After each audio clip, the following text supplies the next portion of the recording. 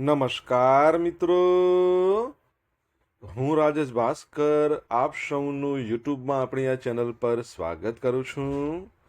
મિત્રો, આજે આપણે તારીખ 28મી મે 2025ના કેટલાક મોસ્ટ ઇમ્પોર્ટન્ટ કરંટ અફેર અને અગાઉની પરીક્ષામાં પૂછાયેલા કેટલાક ઇમ્પોર્ટન્ટ પ્રશ્નો વિશે ડિટેલમાં ચર્ચા કરીશું, જે આપને આવનારી પરીક્ષા માટે ખૂબ જ ઉપયોગી સાબિત થશે. તો મિત્રો, આપ આ ચર્ચા સાથે જોડાઈ રહેજો અને વિડીયોને પહેલેથી લઈને છેલ્લે સુધી પૂરેપૂરો જોવાનો આગ્રહ રાખજો. તો ચલો મિત્રો, શરૂ કરીએ. શરૂઆત કરતા પહેલા જણાવી દઉં કે જો તમારે આપણી આ યુટ્યુબ ચેનલને સબસ્ક્રાઇબ કરવાનું બાકી હોય તો ચેનલને સબસ્ક્રાઇબ કરજો, નોટિફિકેશન બેલ આઇકોનને પ્રેસ કરીને, અને જો તમને વિડીયો પસંદ આવે તો વિડીયોને લાઈક કરજો અને તમારા જેટલા પણ મિત્રો છે એ બધા મિત્રો જોડે આ વિડીયોની લિંકને શેર કરજો. તો શરૂઆત કરીએ.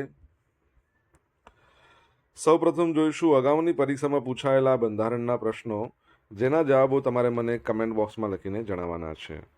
વિડીયોના લાસ્ટમાં જ્યારે હું તમને આ દરેક પ્રશ્નના જવાબ જણાવું ત્યારે તમારે ચેક કરવાનું છે કે તમે આપેલા પ્રશ્નના જવાબમાંથી કેટલા પ્રશ્નો જવાબ સાચા છે, અને જેટલા પણ પ્રશ્નો જવાબ સાચા હોય એનો આંકડો તમારે કમેન્ટમાં લખવાનો છે કે 10માંથી આટલા સાચા છે.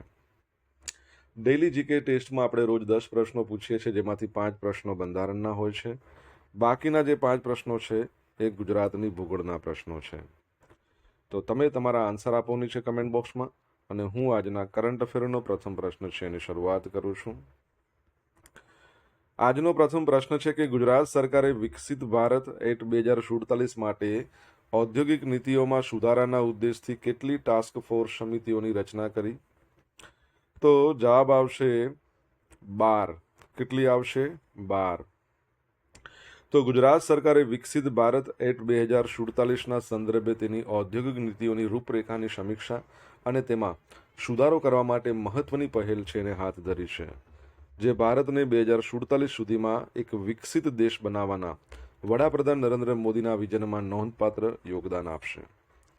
આ પહેલનો ઉદ્દેશ એક ડેટા આધારિત અત્યાધુનિક પોલિસી ફ્રેમવર્ક એટલે કે નીતિ માળખું સ્થાપિત કરવાનો છે, જે રોકાણોને અનુકૂળ હોય, નવીનતાને પ્રોત્સાહન આપે, લાંબા ગાળાના સામાજિક અને આર્થિક વિકાસને વેગ આપે. આ લક્ષ્યને સાકાર કરવા માટે સરકારે 12 વિશિષ્ટ ટાસ્ક ફોર્સ સમિતિઓની રચના કરી છે. આ સમિતિઓ જે વર્તમાન નીતિઓ છે એની સમીક્ષા કરશે, પછી વૈશ્વિક ધોરણે સાથેને સરખાવશે, તેમાં સુધારો કરવાનો પ્રયત્ન કરશે, અને ઉભરતા આર્થિક અને તકનીકી વલણો છે એને સંબોધવા માટે વ્યૂહરચનાઓ છે ને એ પણ શું કરશે? તૈયાર કરશે.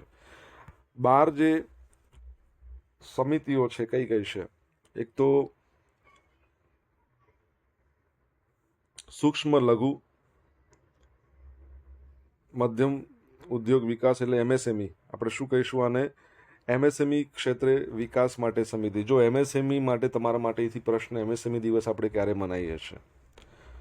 જીતનરામ માંઝી એના મંત્રી છે કેન્દ્રીય. ગુજરાતમાં તો જે બળવંતસિંહ રાજપૂત છે એમણે જ છે. ઔદ્યોગિક ઇન્ફ્રાસ્ટ્રક્ચર અને જમીન સંબંધિત બાબતોના વિકાસની સમિતિ, પર્યાવરણ સંરક્ષણ અને ઔદ્યોગિક પ્રદૂષણ નિયંત્રણની સમિતિ, વેપાર વાણિજ્ય અને સેવા ક્ષેત્રના વિકાસની સમિતિ, ઉદ્યોગની જરૂરિયાતોને અનુરૂપ કૌશલ્ય વિકાસ અને રોજગાર સર્જન માટેની સમિતિ, રાજ્યમાં પ્રાથમિક ક્ષેત્રો અને મુખ્ય ઉદ્યોગોના વિકાસ માટેની પણ સમિતિ, જોખમમાં મુકાયેલા જે એકમો છે એનું પુનરુત્થાન કરવું, પુનઃસ્થાપન એના માટે પણ સમિતિ, એરોસ્પેસ સંરક્ષણ એ ક્ષેત્ર માટે પણ, સ્ટાર્ટઅપ માટે પણ, સ્ટાર્ટઅપ દિવસ 16 જાન્યુઆરી, સંશોધન અને વિકાસ પર કેન્દ્રિત સમિતિ, ઇઝ ઓફ ડુઈંગ બિઝનેસ સમિતિ અને રાજ્ય સ્તરની ટાસ્ક ફોર્સ સમિતિ. 12 સમિતિઓ છે, બરાબર છે. રિસન્ટલી તમને ખબર હોય તો આપણા ભારતના પ્રેસિડેન્ટ છે શ્રીમતી દ્રૌપદી મુર્મુ, એમણે સુપ્રીમ કોર્ટને કેટલા 14 પ્રશ્નો પૂછ્યા. એના પછી આપણે તમે જુઓ કે રિસન્ટલી આપણા ભારતે ટોટલ કેટલી 16 ચેનલો બેન કરી, યુટ્યુબ ચેનલો. કોની? પાકિસ્તાનની. આ બધા આંકડાઓ છે, યાદ રાખજો. દર વર્ષે વર્લ્ડ હંગર ડે ક્યારે મનાવવામાં આવે છે? તો આજનો દિવસ છે, એટલે કે 28મી મે, વર્લ્ડ હંગર ડે. તો વર્લ્ડ હંગર ડે છે એની ઉજવણી હંગર પ્રોજેક્ટ દ્વારા કરવામાં આવે છે. સૌપ્રથમ આ દિવસની ઉજવણી 2011માં કરવામાં આવી હતી. આ દિવસની ઉજવણી વિશ્વભરમાં તીવ્ર ભૂખમાં રહેતા લોકો વિશે જાગૃતિ લાવવા અને ભૂખ અને ગરીબીના ટકાઉ ઉકેલોની ઉજવણી અને દરેકને સમાધાનનો ભાગ બનાવવાની પ્રેરણા આપવા માટે કરવામાં આવી હતી. એકચ્યુઅલી આ જે હંગર પ્રોજેક્ટ છે ને, અમેરિકા યુએસ આધારિત સંસ્થા છે. વિશ્વના ભૂખની ટકાઉ અંત માટે તે કટિબદ્ધ છે. આ વર્ષની 2025ની થીમ છે વાવણી સ્થિતિસ્થાપકતા. બરાબર છે.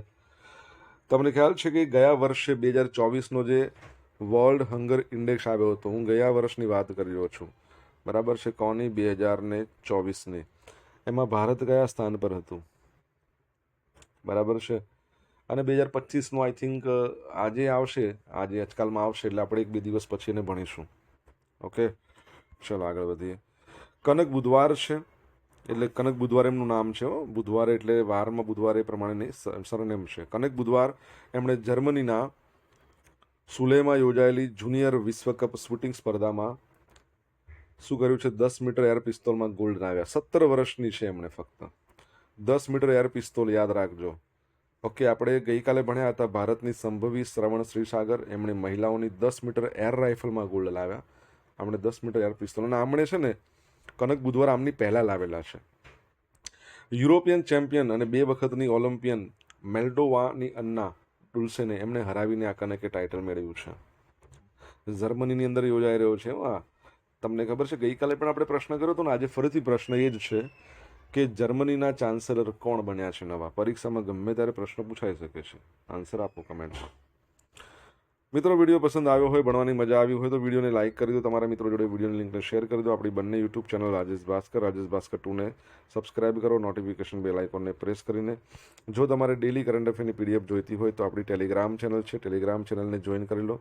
ડેલી કરંટ અફેરની પીડીએફ તમને અહીંયા મળશે, સાથે સાથે પોલ્સ પણ રમવા મળશે. બરાબર છે. ભારતની પ્રથમ વિસ્ટાડોમ જંગલ સફારી ટ્રેન, એની શરૂઆત ક્યાં કરવામાં આવી છે? તો જવાબ આવશે ઉત્તર પ્રદેશ. કઈ જગ્યાએ? ઉત્તર પ્રદેશ. તો 26મી મે 2025ના રોજ ઉત્તર પ્રદેશની સરકારે ભારતીય રેલવેના સહયોગથી ભારતની પ્રથમ વિસ્ટાડોમ જંગલ સફારી ટ્રેન શરૂ કરી દીધી છે. જે દુધવા ટાઈગર રિઝર્વ અને કરટાનિયા ઘાટ વન્યજીવ અભયારણ્ય આને સાથે જોડતી એક અનોખી પહેલ છે. આ ઇકો ટુરિઝમ નવીનતા, સંરક્ષણ, જાગૃતિ, ટકાઉ પર્યટનને પ્રોત્સાહન આપે છે, જ્યારે પ્રવાસીઓને ટ્રેનમાંથી સીધા જ નિમજ્જન જે વન્યજીવનો અનુભવ પ્રદાન કરે છે. અત્યાધુનિક વિસ્ટાડોમ કોચ, એના સાથે ડિઝાઇન કરેલ સફારી ટ્રેન મુસાફરોને પારદર્શક છત અને કાચની બારીઓમાંથી આરામથી જંગલના જે જીવન છે એનો અનુભવ કરવાની મંજૂરી આપે છે, અને દરેક સવારીને એક નિમજ્જન જંગલ અનુભવમાં ફેરવે છે. તમને ખ્યાલ હોય તો ભારતની પ્રથમ નાઇટ સફારી પણ ઉત્તર પ્રદેશમાં કોઈ એક જગ્યાએ શરૂ કરવામાં આવવાનું છે. આપણે ભૂતકાળમાં બહુ બધી વખત ભણ્યા છીએ. તમને ખબર હોય તો તમે કમેન્ટ બોક્સમાં લખીને જણાવી શકો છો. ઉત્તર પ્રદેશનું કેપિટલ લખનઉ છે, જેને નવાબોની નગરી કહેવાય છે. તમને ખબર હશે કે ભારતનું પ્રથમ health ATM Lucknow railway station પર શરૂ કરવામાં આવ્યું હતું. બરાબર છે. અને એના પરથી બીજો એક પ્રશ્ન, ચલો વાંધો નહીં, લખનઉ પછી એના જે સીએમ છે, સીએમનું નામ શું છે? યોગી આદિત્યનાથ છે. ગવર્નરની વાત કરીએ તો આપણા ગુજરાતના પ્રથમ મહિલા મુખ્યમંત્રી જેમણે હતા, આનંદીબેન પટેલ, જેઓ અત્યારે હાલમાં ગવર્નર છે ક્યાંના? ઉત્તર પ્રદેશના. અને ઉત્તર પ્રદેશનું જે હાઈકોર્ટ છે એ અલ્હાબાદમાં આવેલી છે, પ્રયાગરાજ જેનું નામ છે, યાદ રાખજો. તાજેતરમાં કયા દેશના બેટ્સમેન જેમનું નામ છે જો રૂટ, એમણે ટેસ્ટ ઇતિહાસમાં સૌથી ઝડપી 13,000 રન બનાવનાર બેટ્સમેન બનીને ઇતિહાસ રચ્યો છે? તો જવાબ આવશે ઇંગ્લેન્ડ. ક્યાંના છે? ઇંગ્લેન્ડના છે. ઇંગ્લેન્ડના બેટ્સમેન જો રૂટ ટેસ્ટ ક્રિકેટમાં સૌથી ઝડપી 13,000 રન બનાવનાર બેટ્સમેન. 153 ટેસ્ટમાં એમણે, કેટલી? 153 ટેસ્ટમાં. નોટિંગહામ, જે ઇંગ્લેન્ડમાં આવેલું છે, નોટિંગહામ ટ્રેન્ટ બીચ ખાતે ઝિમ્બાબ્વે સામે રમાઈ રહેલી ટેસ્ટ મેચના પહેલા દિવસે એમણે આ સિદ્ધિ હાંસલ કરી. રૂટે તેમની 153મી ટેસ્ટ ઇનિંગમાં સિદ્ધિ હાંસલ કરી, અને રૂટ ટેસ્ટ ક્રિકેટમાં 13,000 રન બનાવનાર વિશ્વનો 5મો ઇંગ્લેન્ડનો પ્રથમ ખેલાડી બન્યો છે. બરાબર છે. રૂટ હવે વર્લ્ડ ટેસ્ટ ચેમ્પિયનશિપ છે એમાં સૌથી વધુ રન બનાવનાર ખેલાડી પણ છે. હવે ઇનિંગની દ્રષ્ટિએ ટેસ્ટમાં સૌથી વધુ ઝડપી 13,000 રન કોણ બનાવ્યા છે? સચિન તેંડુલકર, 206 66 ઇનિંગ્સમાં, બરાબર છે. ટેસ્ટ મેચની વાત કરીએ તો 153. જો રૂટ્સ 13,000 પરથી શું યાદ આવે છે? વિરાટ કોહલી T20માં 13,000 રન બનાવનાર પ્રથમ ભારતીય બન્યા છે. તો બીજા નંબરના ના કહી શકાય, પણ 12,000 રન બનાવનાર ટેસ્ટ T20માં કોણ બન્યા છે? તમને આન્સર આવડે તો કમેન્ટ બોક્સમાં લખીને જણાવી શકો છો. આગળ વધીએ આપણે. ડોક્ટર જીતેન્દ્ર સિંહ, જેઓ આપણા સાયન્સ ટેકનોલોજી પૃથ્વી વિજ્ઞાન મંત્રાલયના મંત્રી છે, સ્વતંત્ર હવાલો ધરાવે છે. ભારત ફોરકાસ્ટ સિસ્ટમ લોન્ચ કરી છે આવનારી પરીક્ષા માટે. બહુ સરસ પ્રશ્ન.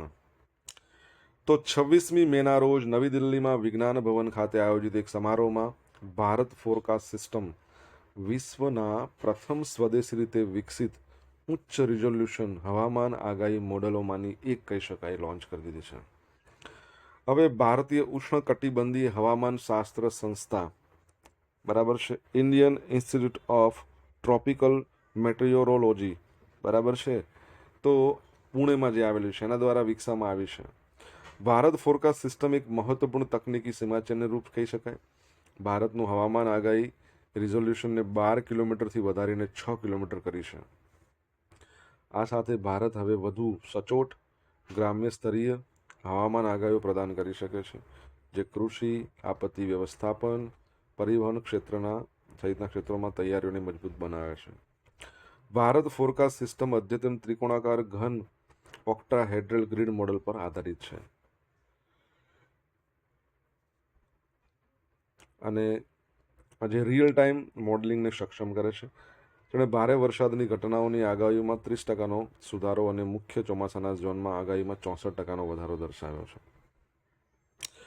IITM, Indian Institute of Tropical Meteorology, તમારે જણાવવાનું છે એની સ્થાપના કયા વર્ષમાં થઈ. પુણેમાં એનું હેડક્વાર્ટર છે અને એના ડિરેક્ટર છે R.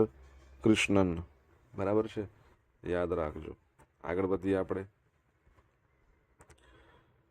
સોશિયલ મીડિયાના માધ્યમથી તમે મારી જોડે કનેક્ટ રહી શકો છો. મારું ઇન્સ્ટા આઈડી છે rajesh.i.bhaskar.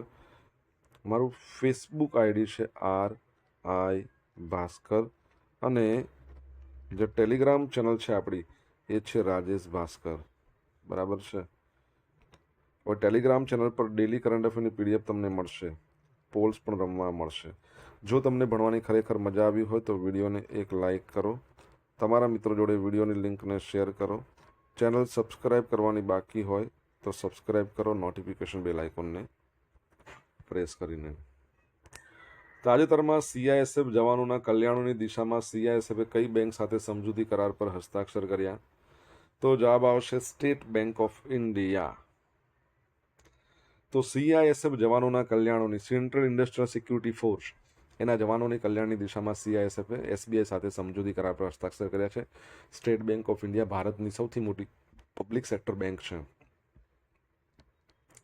દિલ્હીમાં યોજાયેલી બેઠકમાં જે central arm police salary package હેઠળ સેવા આપતા અને નિવૃત્ત CISF કર્મચારીઓને પગાર ખાતાનું સંચાલન કરવા માટે કરાર કરવામાં આવ્યા છે.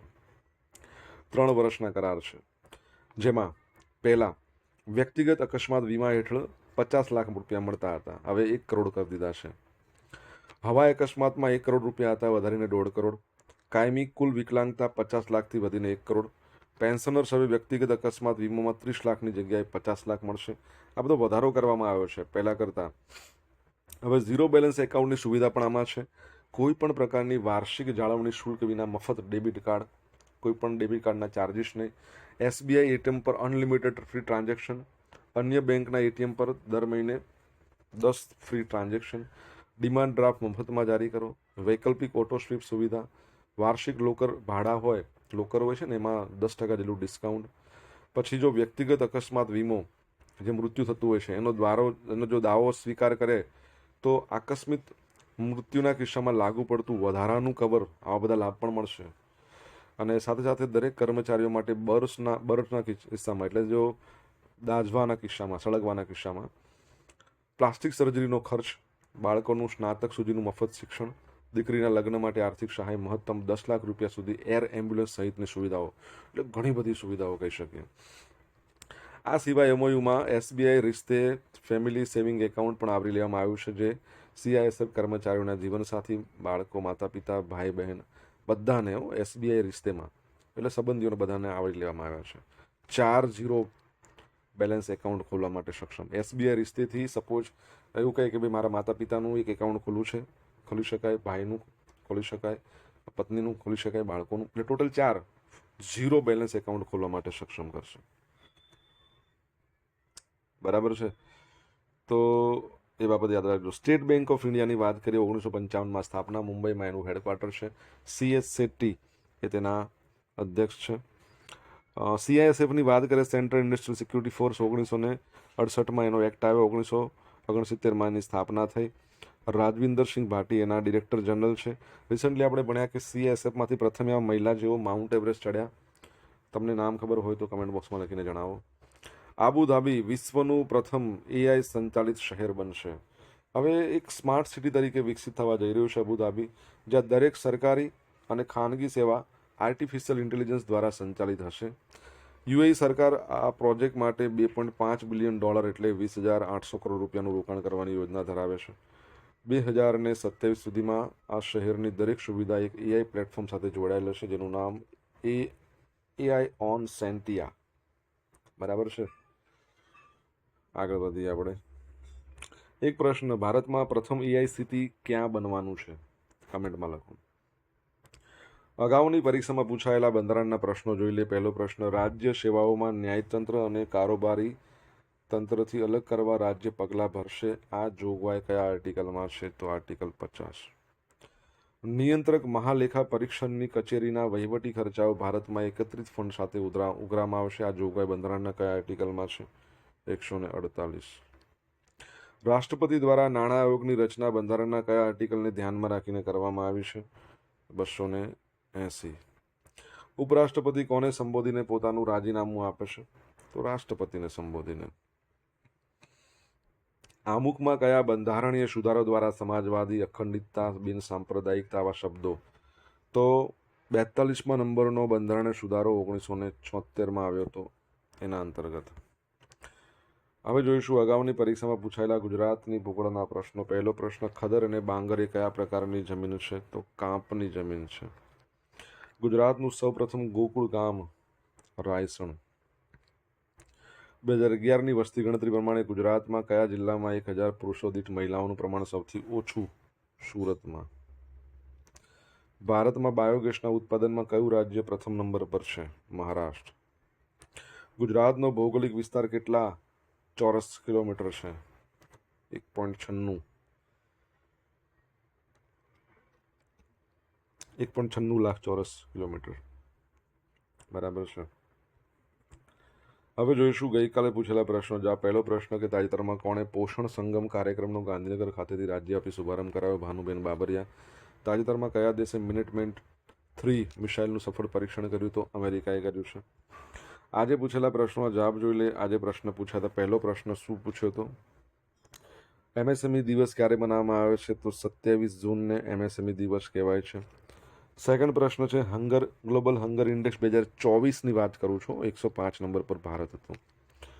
ત્રીજા નંબરનો પ્રશ્ન, જર્મનીના જે ચાન્સેલર કહી શકીએ એમનું નામ શું છે? Frederick merge. ચોથો પ્રશ્ન, ભારતમાં પ્રથમ નાઇટ સફારી લખનૌની અંદર કુકરેલ જંગલ વિસ્તાર છે, કુકરેલ ત્યાં.